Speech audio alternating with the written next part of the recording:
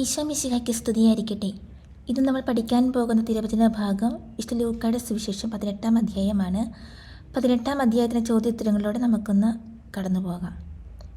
വിശുദ്ധ ലൂക്ക അധ്യായം 18 എത്ര വാക്യങ്ങളുണ്ട്?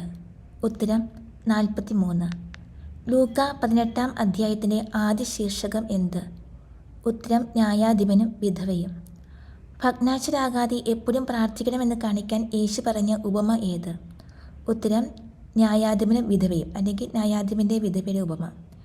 ഉപമയുടെ ആരംഭം എന്ത്? ദൈവത്തെ ഭയപ്പെടുകയോ മനുഷ്യരെ മാനിക്കുകയോ ചെയ്യാത്ത ഒരു ന്യായാധിപൻ പട്ടണത്തിൽ ഉണ്ടായിരുന്നു. ഒരു പട്ടണത്തിൽ ഉണ്ടായിരുന്ന ന്യായാധിപൻ ആരെയാണ് ഭയപ്പെടാതിരുന്നത്? ഉത്തരം ദൈവത്തെ.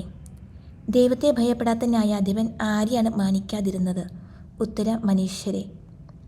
ദൈവത്തെ ഭയപ്പെടുകയോ മനുഷ്യരെ മാനിക്കുകയോ ചെയ്യാത്ത ഒരു ന്യായാധിപൻ ഒരു പട്ടണത്തിലുണ്ടായിരുന്നു. ആ പട്ടണത്തിൽ ആരും ഉണ്ടായിരുന്നു എന്നാണ് വിശുദ്ധ ലൂക്ക 18:3 പറയുന്നത്. ഉത്തരം ഒരു വിധവയും. അവൾ വന്ന് അവനോട് എതിരാളിക്കെതിരെ എനിക്ക് നീതി നടത്തി തരണമേ എന്ന് അപേക്ഷിക്കുമായിരുന്നു. ആരോട്?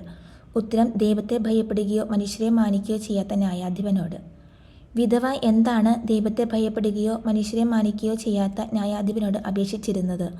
ഉത്തരം എതിരാളികൾക്കെതിരെ എനിക്ക് നീതി നടത്തി തരണമേ എന്ന്. എതിരാളികൾക്കെതിരെ എനിക്ക് നീതി നടത്തി തരണമേ എന്ന് അപേക്ഷിച്ചിരുന്ന വിധവയോട് എന്തു സമീപനമാണ് ദൈവത്തെ ഭയപ്പെടുകയോ മനുഷ്യരെ മാനിക്കുകയോ ചെയ്യാത്ത ന്യായാധിപൻ സ്വീകരിച്ചിരുന്നത്? ഉത്തരം കുറേ നാളത്തേക്ക് അവനത് ഗൗനിച്ചില്ല. കുറേ നാളത്തേക്ക് അത് ഗൗനിക്കാതിരുന്ന അവൻ പിന്നീട് ചിന്തിച്ചതെന്ത്? ഉത്തരം ഞാൻ ദൈവത്തെ ഭയപ്പെടുകയോ മനുഷ്യരെ മാനിക്കുകയോ ചെയ്യുന്നില്ല, എങ്കിലും ഈ വിധവ എന്നെ ശല്യപ്പെടുത്തുന്നത് കൊണ്ട് ഞാൻ അവൾക്ക് നീതി നടത്തി കൊടുക്കും, അല്ലെങ്കിൽ അവൾ കൂടെ വന്ന് എന്നെ അസഹ്യപ്പെടുത്തും. ദൈവത്തെ ഭയപ്പെടുകയോ മനുഷ്യരെ മാനിക്കുകയോ ചെയ്യാത്ത ന്യായാധിപൻ പിന്നീട് എന്തുകൊണ്ടാണ് വിധവയ്ക്ക് നീതി നടത്തി കൊടുക്കും എന്ന് ചിന്തിച്ചത്? ഈ വിധവ ശല്യപ്പെടുത്തുന്നത് കൊണ്ട് ഞാൻ അവൾക്ക് നീതി നടത്തി കൊടുക്കും, അല്ലെങ്കിൽ അവൾ കൂടെ വന്ന് എന്നെ അസഹ്യപ്പെടുത്തും. അതിനാൽ നീതിരഹിതനായ ആ ന്യായാധിപൻ പറഞ്ഞത് എന്തെന്ന് ശ്രദ്ധിക്കുവിൻ എന്ന് പറഞ്ഞ ശേഷം കർത്താവ് ചോദിക്കുന്ന 2 ചോദ്യങ്ങൾ ഏവ? ഉത്തരം 1. അങ്ങനെയെങ്കിൽ രാവും പകലും തന്നെ വിളിച്ചു കരയുന്ന തൻ്റെ തിരഞ്ഞെടുക്കപ്പെട്ടവർക്ക് ദൈവം നീതി നടത്തി കൊടുക്കുകയില്ലേ? 2. അവിടുന്ന് അതിന് കാലവിളംബം ചെയ്യുമോ? രാവും പകലും തന്നെ വിളിച്ചു കരയുന്ന തൻ്റെ ആർക്ക് ദൈവം നീതി നടത്തി കൊടുക്കുകയില്ലേ എന്നാണ് കർത്താവ് ചോദിക്കുന്നത്. ഉത്തരം തിരഞ്ഞെടുക്കപ്പെട്ടവർക്ക്. രാവും പകലും തന്നെ വിളിച്ചു കരയുന്ന തൻ്റെ തിരഞ്ഞെടുക്കപ്പെട്ടവർക്ക് ദൈവനീതി നടത്തി കൊടുക്കാൻ എന്തു വരുത്തുമോ എന്നാണ് കർത്താവ് ചോദിക്കുന്നത്. ഉത്തരം കാലവിളംബം. അവർക്ക് വേഗം നീതി കൊടുക്കും എന്ന് ഞാൻ നിങ്ങളോട് പറയുന്നു. ആർക്ക്? ഉത്തരം രാവും പകലും തന്നെ വിളിച്ചു കരയുന്ന തൻ്റെ തിരഞ്ഞെടുക്കപ്പെട്ടവർക്ക്. രാവും പകലും തന്നെ വിളിച്ചു കരയുന്ന തൻ്റെ തിരഞ്ഞെടുക്കപ്പെട്ടവർക്ക് വേഗം നീതി നടത്തി കൊടുക്കുന്നത് ആര്? ഉത്തരം ദൈവം. എങ്കിലും മനുഷ്യപുത്രൻ വരുമ്പോൾ ഭൂമി ഡാഷ് കണ്ടെത്തുമോ? ലൂക്ക 18:8 പ്രകാരം പൂരിപ്പിക്കുക. ഉത്തരം വിശ്വാസം. എങ്കിലും ആര് വരുമ്പോൾ ഭൂമി വിശ്വാസം കണ്ടെത്തുമോ എന്നാണ്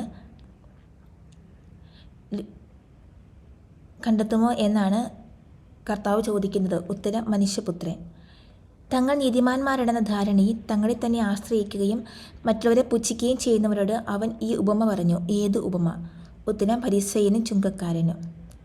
തങ്ങളിൽ ആരാണെന്ന ധാരണയിൽ തങ്ങളെ തന്നെ ആശ്രയിക്കുകയും മറ്റവരെ പുച്ഛിക്കുകയും ചെയ്യുന്നവരോടാണ് അവൻ ഫരിസേയനും ചുങ്കക്കാരനും എന്ന ഉപമ പറഞ്ഞത്. ഉത്തരം നീതിമാന്മാരാണ് എന്ന ധാരണയിൽ. തങ്ങൾ നീതിമാന്മാരാണെന്ന ധാരണയിൽ എന്തു ചെയ്യുന്നവരോടാണ് അവൻ ഫരിസേയനും ചുങ്കക്കാരനും എന്ന ഉപമ പറഞ്ഞത്? ഉത്തരം തങ്ങളെ തന്നെ ആശ്രയിക്കുകയും മറ്റുള്ളവരെ പുച്ഛിക്കുകയും ചെയ്യുന്നവരോട്. എത്ര പേരാണ് പ്രാർത്ഥിക്കാൻ ദേവാലയത്തിലേക്ക് പോയത്? 2 പേർ. 2 പേർ എന്തിനാണ് ദേവാലയത്തിലേക്ക് പോയത്? ഉത്തരം പ്രാർത്ഥിക്കാൻ. പ്രാർത്ഥിക്കാൻ ദേവാലയത്തിലേക്ക് പോയ ആ 2 പേർ ആരെല്ലാം? ഒരാൾ ഫരിസേയനും മറ്റേയാൾ ചുങ്കക്കാരനും. ഫരിസേയൻ നിന്നുകൊണ്ട് എന്താണ് പ്രാർത്ഥിച്ചത്? ഉത്തരം ദൈവമേ, ഞാൻ നിനക്ക് നന്ദി പറയുന്നു, എന്തെന്നാൽ ഞാൻ അക്രമികളും വ്യഭിചാരികളുമായ മറ്റു മനുഷ്യരെ പോലെയോ ഈ ചുങ്കക്കാരനെ പോലെയോ അല്ല. ഞാൻ ആഴ്ചയിൽ 2 പ്രാവശ്യം ഉപവസിക്കുന്നു, ഞാൻ സമ്പാദിക്കുന്ന സകലത്തിനെ ദശാംശം കൊടുക്കുന്നു. ഫരിസേയൻ തൻ്റെ പ്രാർത്ഥനയിൽ ആദ്യം പറയുന്നത് എന്ത്? ഉത്തരം ദൈവമേ, ഞാൻ നിനക്ക് നന്ദി പറയുന്നു. എന്തുകൊണ്ടാണ് ഫരിസേയൻ ദൈവത്തിന് നന്ദി പറഞ്ഞത്? ഉത്തരം താൻ അക്രമികളും നീതിരഹിതരും വ്യഭിചാരികളുമായ മറ്റു മനുഷ്യരെ പോലെയോ ഈ ചുങ്കക്കാരനെ പോലെയോ അല്ലാത്തതുകൊണ്ട്. മറ്റു മനുഷ്യർ എങ്ങനെയാണെന്നാണ് ഫരിസേയൻ തൻ്റെ പ്രാർത്ഥനയിൽ പറയുന്നത്? ഉത്തരം അക്രമികളും നീതിരഹിതരും വ്യഭിചാരികളും. അക്രമികളും നീതിരഹിതരും വ്യഭിചാരികളുമായ മറ്റു മനുഷ്യരെ പോലെയോ ആരെപ്പോലെയോ അല്ല താൻ എന്നാണ് ഫരിസേയൻ തൻ്റെ പ്രാർത്ഥനയിൽ അവകാശപ്പെടുന്നത്. ഉത്തരം ഈ ചുങ്കക്കാരനെ പോലെയോ അല്ല. താൻ ആഴ്ച 2 പ്രാവശ്യം എന്ത് ചെയ്യുന്നു എന്നാണ് ഫരിസേയൻ അവകാശപ്പെടുന്നത്. ഉത്തരം ഉപവസിക്കുന്നു. ആഴ്ച 2 പ്രാവശ്യം ഉപവസിക്കുന്നത് കൂടാതെ താൻ എന്തു കൊടുക്കുന്നു എന്നാണ് ഫരിസേയൻ തുടർന്ന് അവകാശപ്പെടുന്നത്. ഉത്തരം താൻ സമ്പാദിക്കുന്ന സകലത്തിൻ്റെയും ദശാംശം കൊടുക്കുന്നു. ആ ചുങ്കക്കാരൻ എങ്ങനെയാണ് പ്രാർത്ഥിച്ചത്? ഉത്തരം ദൂരെ നിന്ന് സ്വർഗത്തിലേക്ക് കണ്ണുകൾ ഉയർത്താൻ പോലും ധൈര്യപ്പെടാതെ മാറത്തടിച്ചുകൊണ്ട്. എവിടെ നിന്നുകൊണ്ടാണ് ചുങ്കക്കാരൻ പ്രാർത്ഥിച്ചത്? ഉത്തരം ദൂരെ നിന്ന്. ദൂരെ നിന്ന് എവിടേക്ക് കണ്ണുകൾ ഉയർത്താൻ പോലും ധൈര്യപ്പെടാതെയാണ് ആ ചുങ്കക്കാരൻ പ്രാർത്ഥിച്ചത്. ഉത്തരം സ്വർഗത്തിലേക്ക്. മാറത്തടിച്ചുകൊണ്ട് ആ ചുങ്കക്കാരൻ എന്താണ് പ്രാർത്ഥിച്ചത്? ഉത്തരം ദൈവമേ പാപിയായി എന്നെ കനിയണമേ. ദൈവമേ പാപിയായി എന്നെ കനിയണമേ. ഇങ്ങനെ പ്രാർത്ഥിച്ചത് ആര്? ഉത്തരം ആ ചുങ്കക്കാരൻ. ഞാൻ നിങ്ങളോട് പറയുന്നു, ഇവൻ ആ ഫരിസേയനേക്കാൾ നീതീകരിക്കപ്പെട്ടവനായി വീട്ടിലേക്ക് മടങ്ങി. ഇവിടെ പറയുന്ന ഇവൻ ആരല്ല? ഉത്തരം ഞാൻ ആരെല്ലാം ഇവൻ ആരെല്ലാം. ഉത്തരം ഞാൻ കർത്താവ്, ഇവൻ ആ ചുങ്കക്കാരൻ. ചുങ്കക്കാരൻ ഫരിസേയനേക്കാൾ നീതീകരിക്കപ്പെട്ടവനായി വീട്ടിലേക്ക് മടങ്ങി. കാരണം എന്ത്? ഉത്തരം തന്നെ ഉയർത്തുന്നവൻ താഴ്ത്തപ്പെടും, തന്നെ താഴ്ത്തുന്നവൻ ഉയർത്തപ്പെടുകയും ചെയ്യും. തന്നെ ഉയർത്തുന്നവൻ താഴ്ത്തപ്പെടും, തന്നെ താഴ്ത്തുന്നവൻ ഉയർത്തപ്പെടുകയും ചെയ്യും. ഏത് ഉപമയുടെ അവസാന ഭാഗത്താണ് ഈ വാക്യം കാണുന്നത്? ഉത്തരം ഫരിസേയനും ചുങ്കക്കാരനും എന്ന ഉപമയുടെ അവസാനം. തന്നെ ഉയർത്തുന്നവൻ താഴ്ത്തപ്പെടും, തന്നെ താഴ്ത്തുന്നവൻ ഉയർത്തപ്പെടുകയും ചെയ്യും. അധ്യായവും വാക്യവും പറയുക. ഉത്തരം ലൂക്ക 18:14. ലൂക്ക അധ്യായം 18-ന്റെ 3-ാമത്തെ തലക്കെട്ട് എന്ത്? ഉത്തരം ശിശുക്കളെ ആശീർവദിക്കുന്നു. അവർ ശിശുക്കളെ അവൻ്റെ അടുത്ത് കൊണ്ടുവന്നത് എന്തിന്? ഉത്തരം അവൻ കൈകൾ വെച്ച് അനുഗ്രഹിക്കേണ്ടതിന്. അവൻ കൈകൾ വെച്ച് അനുഗ്രഹിക്കേണ്ടതിന് അവർ ആരെയാണ് അവൻ്റെ അടുത്ത് കൊണ്ടുവന്നത്? ഉത്തരം ശിശുക്കളെ. അവൻ്റെ ശിഷ്യന്മാർ ഇത് കണ്ടപ്പോൾ അവരെ ശകാരിച്ചു. ഏത് കണ്ടപ്പോൾ? ഉത്തരം അവൻ കൈകൾ വെച്ച് അനുഗ്രഹിക്കേണ്ടതിന് ശിശുക്കളെ അവർ അവൻ്റെ അടുത്ത് കൊണ്ടുവന്നപ്പോൾ. അവൻ കൈകൾ വെച്ച് അനുഗ്രഹിക്കേണ്ടതിന് അവൻ്റെ അടുത്ത് കൊണ്ടുവന്നതുവരെ ശകാരിച്ചത് ആര്? ഉത്തരം ശിഷ്യന്മാർ. ആരെയാണ് യേശു തൻ്റെ അടുത്തേക്ക് വിളിച്ചത്? ഉത്തരം ശിഷ്യന്മാരെ. യേശു ശിഷ്യന്മാരെ തൻ്റെ അടുത്തേക്ക് വിളിച്ചിട്ട് പറഞ്ഞത് എന്ത്? ഉത്തരം ശിശുക്കൾ എൻ്റെ അടുത്ത് വരാൻ അനുവദിക്കുവിൻ, അവരെ തടയരുത്. ശിശുക്കൾ എൻ്റെ അടുത്ത് വരാൻ അനുവദിക്കുവിൻ, അവരെ തടയരുത് എന്ന് യേശു പറയാൻ കാരണമെന്ത്? ഉത്തരം ദൈവരാജ്യം അവരെപ്പോലെയുള്ളവരുടേതാണ്. ശിശുക്കൾ എൻ്റെ അടുത്ത് എന്താണ് അവരെപ്പോലെയുള്ളവരുടേതാണ് എന്ന് യേശു പറയുന്നത്? ഉത്തരം ദൈവരാജ്യം. സത്യമായി ഞാൻ നിങ്ങളോട് പറയുന്നു എന്ന് പറഞ്ഞതിന് ശേഷം യേശു പറയുന്നത് എന്ത്? ഉത്തരം ശിശുവിനെ പോലെ ദൈവരാജ്യം സ്വീകരിക്കാത്ത ആരും അതിൽ പ്രവേശിക്കുകയില്ല. ആരെപ്പോലെ ദൈവരാജ്യം സ്വീകരിക്കാത്ത ആരും അതിൽ പ്രവേശിക്കുകയില്ല എന്നാണ് യേശു പറയുന്നത്. ഉത്തരം ശിശുവിനെ പോലെ. ലൂക്ക 18-ാം അധ്യായത്തിൽ 4-ാമത്തെ ശീർഷകം എന്ത്? ഉത്തരം ധനികനായ മനുഷ്യൻ. നല്ലവനായ ഗുരു നിത്യജീവൻ അവകാശമാക്കാൻ ഞാൻ എന്തു ചെയ്യണം എന്ന് യേശുവിനോട് ചോദിച്ചതാര്? ഉത്തരം ഒരു അധികാരി. ഒരു അധികാരി യേശുവിനോട് ചോദിച്ചത് എന്ത്? ഉത്തരം നല്ലവനായ ഗുരു നിത്യജീവൻ അവകാശമാക്കാൻ ഞാൻ എന്തു ചെയ്യണം? ലൂക്ക 18:18 പ്രകാരം ഒരു അധികാരി യേശുവിനെ അഭിസംബോധന ചെയ്തത് എന്ത്? ഉത്തരം നല്ലവനായ ഗുരു. നല്ലവനായ ഗുരു നിത്യജീവൻ അവകാശമാക്കാൻ ഞാൻ എന്ത് ചെയ്യണം എന്ന് ചോദിച്ച ഒരു അധികാരിയോട് യേശു ചോദിക്കുന്ന മറുചോദ്യം എന്ത്? ഉത്തരം എന്തുകൊണ്ടാണ് നീ എന്നെ നല്ലവൻ എന്ന് വിളിക്കുന്നത്? എന്തുകൊണ്ടാണ് നീ എന്നെ നല്ലവൻ എന്ന് വിളിക്കുന്നത് എന്ന തൻ്റെ ചോദ്യത്തിന് യേശു തന്നെ മറുപടി പറഞ്ഞത് എന്ത്? ഉത്തരം ദൈവമല്ലാതെ നല്ലവനായി മറ്റാരുമില്ല. ദൈവമല്ലാതെ നല്ലവനായി മറ്റാരുമില്ല എന്ന് പറഞ്ഞതിനെ തുടർന്ന് യേശു പറയുന്നത് എന്ത്? ഉത്തരം പ്രമാണങ്ങൾ നിനക്കറിയാമല്ലോ. പ്രമാണങ്ങൾ നിനക്കറിയാമല്ലോ എന്ന് പറഞ്ഞതിനെ തുടർന്ന് യേശു എത്ര പ്രമാണങ്ങളാണ് ഓർമ്മപ്പെടുത്തുന്നത്? ഉത്തരം 5. ലൂക്ക 18:20 പറഞ്ഞ പ്രമാണങ്ങൾ ഏതെല്ലാം? വ്യഭിചാരം ചെയ്യരുത്, കൊല്ലരുത്, മോഷ്ടിക്കരുത്, കള്ളസാക്ഷ്യം നൽകരുത്, പിതാവിനെയും മാതാവിനെയും ബഹുമാനിക്കുക. ലൂക്ക 18:20 പറയുന്ന പ്രമാണങ്ങളിൽ 3-ാമത് പറയുന്ന പ്രമാണം ഏത്? ഉത്തരം മോഷ്ടിക്കരുത്. പ്രമാണങ്ങൾ നിനക്കറിയാമല്ലോ. വ്യഭിചാരം ചെയ്യരുത്, കൊല്ലരുത്, മോഷ്ടിക്കരുത്, കള്ളസാക്ഷ്യം നിൽക്കരുത്, പിതാവിനെയും മാതാവിനെയും ബഹുമാനിക്കുക എന്ന് യേശു പറഞ്ഞപ്പോൾ അധികാരി പറഞ്ഞ മറുപടി എന്ത്? ഉത്തരം ചെറുപ്പം മുതലേ ഞാൻ പാലിച്ചിട്ടുണ്ട്, ഇവയെല്ലാം ഞാൻ പാലിച്ചിട്ടുണ്ട്.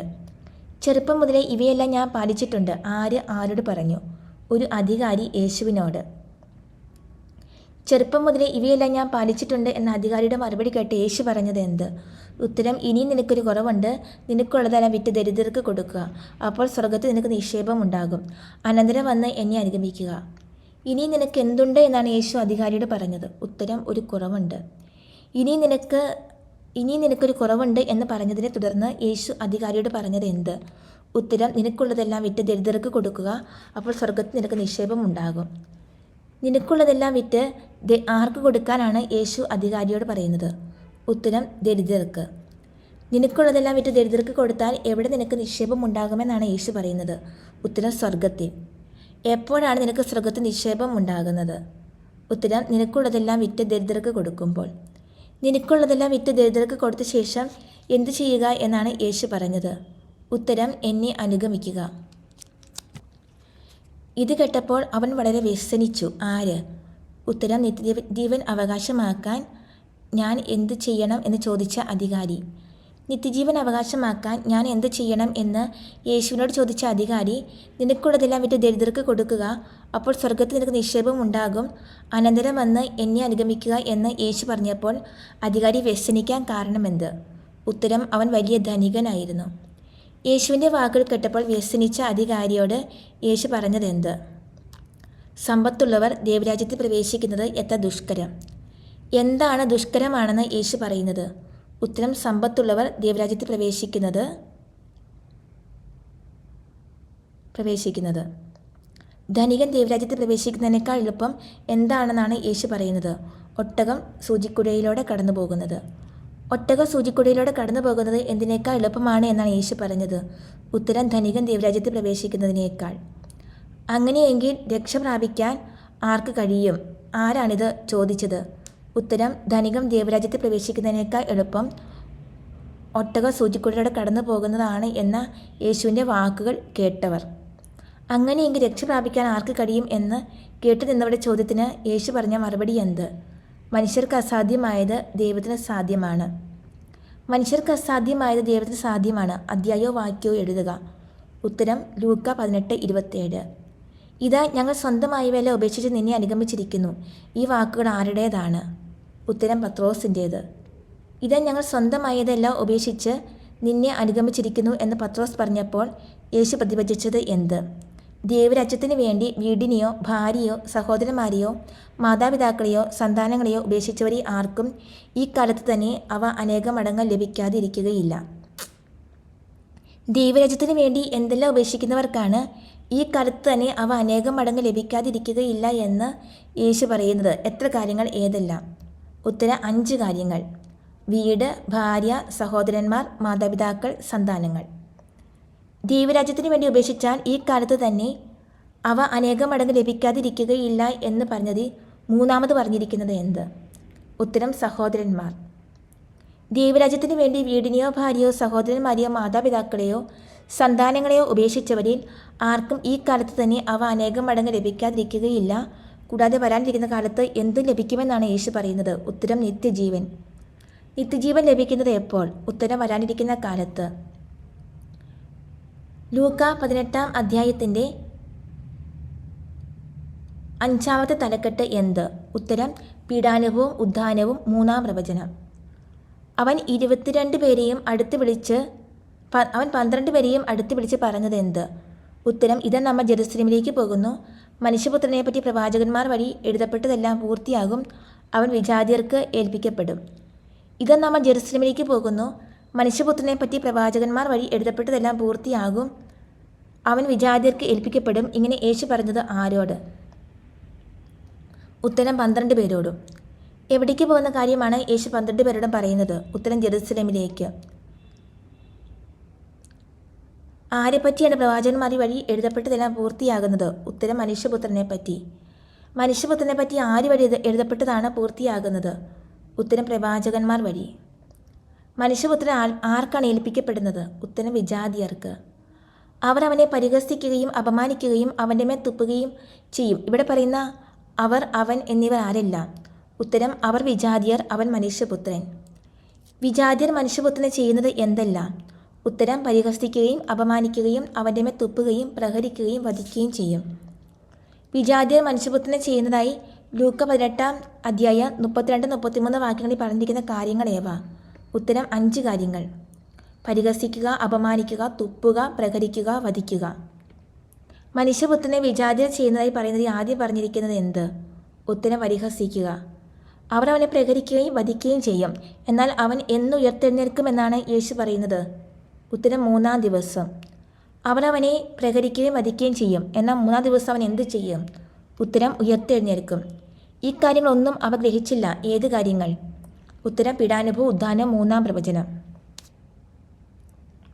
ഈ കാര്യങ്ങൾ ഒന്നും അവർ ഗ്രഹിച്ചില്ല. കാരണം എന്ത്? ഉത്തരം ഈ പറഞ്ഞതിൻ്റെ പൊരുൾ അവരിൽ നിന്നും മറയ്ക്കപ്പെട്ടിരുന്നു.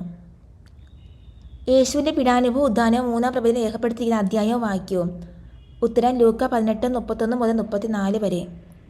ലൂക്ക 18-ാം അധ്യായത്തിൻ്റെ 6-ാമത്തെ തലക്കെട്ട് എന്ത്? ഉത്തരം അന്ധന് കാഴ്ച നൽകുന്നു.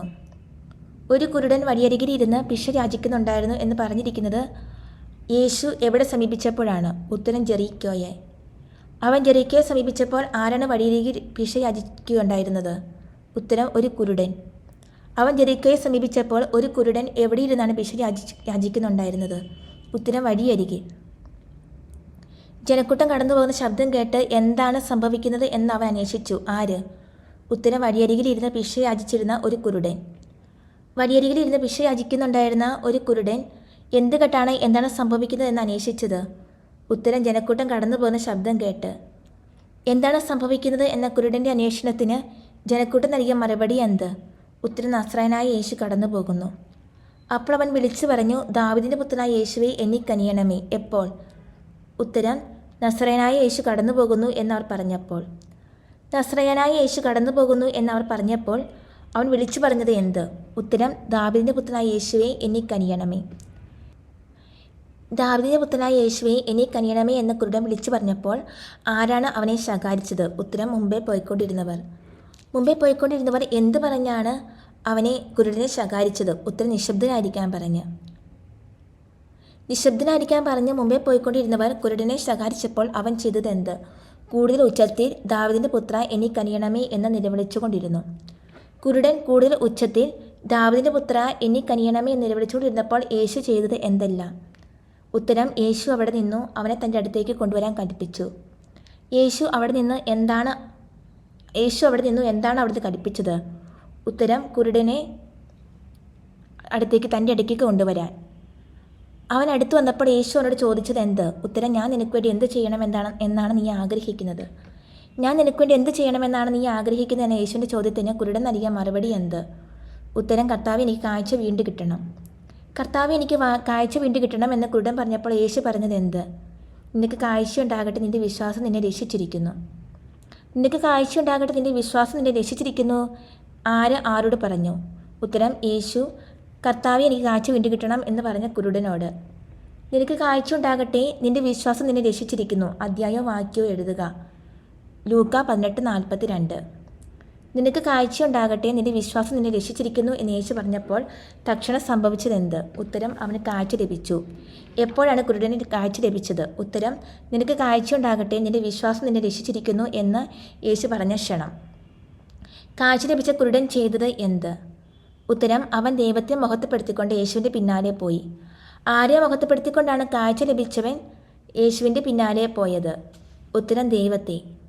കാഴ്ച ലഭിച്ച കുരുടൻ ദൈവത്തെ എന്താണ് ചെയ്തത്? ഉത്തരം മഹത്വപ്പെടുത്തി.